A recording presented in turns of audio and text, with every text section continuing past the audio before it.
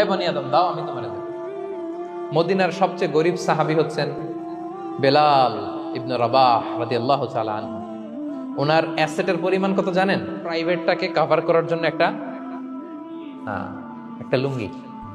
উনাকে বিষ্ণু ইসলাম বলেছেন, বেলাল তুমিও দাও, যা পারো দাও, আরশের অধিপতির ভান্ডারে কোনো কমতি নাই।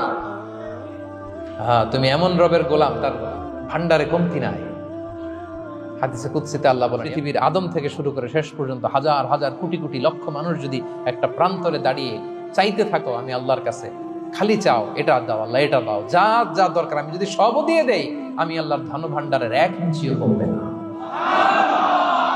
তবে হ্যাঁ, কমতে পারে। হাদিসের শেষে আছে হ্যাঁ, তবে কমতে পারে। কারণ আটলান্টিক মহাসাগরের ওখানে একটা সুই দিয়ে সাগরের এখান থেকে একটু সুইটা লাগালে সুইয়ের মধ্যে একটু পানির ছিটে লাগবে না? একটু কমছে তো সাগর থেকে পানি, এক ফোঁটা নাকি? এতটুকু কমলে কমতে পারে। তোমাদের সবাইকে দিলে সুবহানাল্লাহ পড়বেন না?